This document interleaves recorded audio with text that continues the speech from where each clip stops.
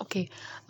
Anal canal के हमने question सब डिस्कस करने हैं। एनल फीशर हमने क्वेश्चन पढ़ा था, मतलब टॉपिक पढ़ा था, उसके क्वेश्चन हम डिस्कस करेंगे। सबसे पहले आपके पास है 25 ईयर्स ओल्ड मेल, आपके पास है severe excruciating pain during defecation with bleeding. So बहुत ही इंपॉर्टेंट डायग्नोस्टिक पॉइंट है कि अगर पेशेंट भी कंप्लेन करता है कि ड्यूरिंग डेफिकेशन मुझे पेन है और ब्लीडिंग के साथ है, so that will be what anal fissure. On examination हमने उन्होंने खुद ही बता दिया कि फीशर आपको मिला है 6 o'clock position, means that posterior anal canal की जो वॉल है वहाँ पे मिड लाइन में है।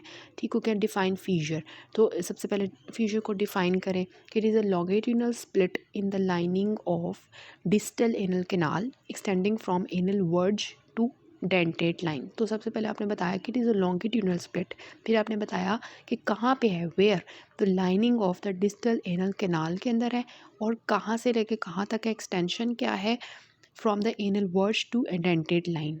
और इसको जब हम क्रॉनिक कहेंगे जब इसकी ड्यूरेशन 6 वीक से ज़्यादा की है। ठीक हो गया। और other painful conditions of anorectal region जो उन्होंने पूछे हैं, डीडीज एक्चुअली पूछ रहे हैं आपसे, तो वो भी आपको पता होने चाहिए ना कि आपके पास पेन के साथ पेशेंट आ रहा है कि एनल रीजन में पेन है, तो आप डायरेक्टली कह देंगे कि नहीं उसको तो पेन हो रही है तो फीजर ही होगा। नहीं, आपने क्या क्या माइंड में चीज़ें रखनी है एज अ गुड डॉक्टर। आपके पास होना चाहिए कि वहाँ पे एब्सेस भी तो बन सकती है, वहाँ पे वॉट्स हो सकते हैं, वहाँ पे कैंसर हो सकता है, वहाँ पे रेक्टल प्रोलैप्स हो सकता है, वहाँ पे हेमोरॉइड्स हो सकते हैं, वहाँ पे जो है कोई ट्रॉमा हो सकता है, एनल ट्रॉमा हो सकता है जिसकी वजह से पेशेंट को पेन हो रही है, या ये चीज़ें आपने सोचनी है। फिर ट्रीटमेंट क्या एनल फीशर का, उसमें सबसे पहले आपके कंजर्वेटिव ट्रीटमेंट होता है जिसमें स्टूल सॉफ्टनर्स देते हो, हाई फाइबर डाइट देते हो, सिट्स बाथ का कहते हो, एडिक्वेट वाटर इनटेक का कहते हो ताकि कॉन्स्टिपेशन रिलीव हो। और क्रॉनिक एनल फीशर का जो ट्रीटमेंट है उसमें हमने क्या डिस्कस किया था, नाइट्रेट्स डिस्कस किए थे, carb calcium channel blockers discuss किए थे, बॉचुलिन टॉक्सिन का इंजेक्शन हमने डिस्कस किया था, मैनुअल जो है उसकी जो है वो की थी, और इसके अलावा लैटरल इंटरनल स्फिंक्टेरोटोमी की थी, और एनल एडवांसमेंट फ्लैप किया था। इन केस ऑफ सर्जरी वो आपने जो पूरी एक मैनेजमेंट का प्रोटोकॉल है ना वो आपने यहाँ पे लिखना होता है। ठीक हो गया। नेक्स्ट आता है कि 40 ईयर्स ओल्ड जो है फीमेल है वो इस क्रॉनिक कॉन्स्टिपेशन के साथ वो आपके पास आ रही है, और पोस्टीरियर मिडलाइन क्रॉनिक एनल फीशर उन्होंने बता दिया। एनल फीशर को डिफाइन करना है, और कब क्रॉनिक कहेंगे, जब 6 वीक्स के ज़्यादा हो जाएगा।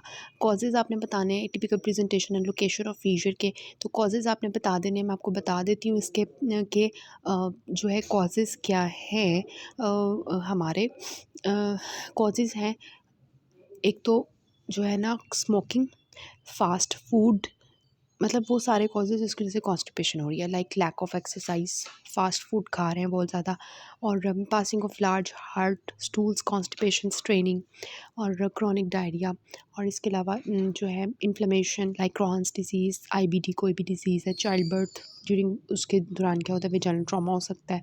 तो ये ठीक है, 4 तो आपकी बुक में लिखे हुए थे ना, whatever those, constipation, chronic diarrhoea, और चाइल्ड बर्थ, और आईबीडी। ठीक है, और इसके अलावा क्या है, fast food, lack of exercise, smoking. ठीक हो गया। उसके बाद आ जाता है कि location of fissure. Location of fissure मैंने आपको बताया था 6 o'clock पोजीशन में, ज़्यादातर पोस्टीरियर जो एनल कैनाल होती है पोस्टीरियर वॉल में मिड लाइन में होता है, लेकिन इंटीरियर भी हो सकता है। इंटीरियर किस केस में होता है, वेजाइनल बर्थ के, तो वेजाइनल बर्थ के दौरान हो जाता है। अच्छा, इसके बाद आ जाता है ट्रीटमेंट प्लान। तो ट्रीटमेंट प्लान में वही है कंजर्वेटिव ट्रीटमेंट, और फिर आपका सर्जिकल ट्रीटमेंट, मेडिकल ट्रीटमेंट। ठीक है, तो 3 चीज़ों में आपने डिवाइड करके इसको लिखना है। So next is a young male of 30 years has presented with the painful defecation streak of blood along the feces. तो painful defecation along with blood, what will be this, the anal fissure। और फिर management पूछिए simple. उसके बाद 35 years old housemaid presents with the sharp agonizing pain starting during defecation। तो जब भी patient आएगी ना कि मुझे पेन होती है ड्यूरिंग डेफिकेशन और साथ में ब्लीडिंग है, तो आपने सोचना है कि ये जो है क्या है, जो है ना एनल फीशर हो सकता है। अच्छा, उसके बाद कहते हैं कि खुद ही ठीक हो जाती है, और फिर मतलब ये मैंने आपको बताया था ना डेफिकेशन के ना थोड़ी देर 1 घंटे तक रहती है और फिर ठीक हो जाती है। तो ये इसका बहुत करेक्टरिस्टिक है। She also notices the bright red blood streaks on the stool. वही है diagnosis and treatment. So very easy question after you have learn this topic well. बहुत ही आसान से जो है आसानी से जो है you can solve this question.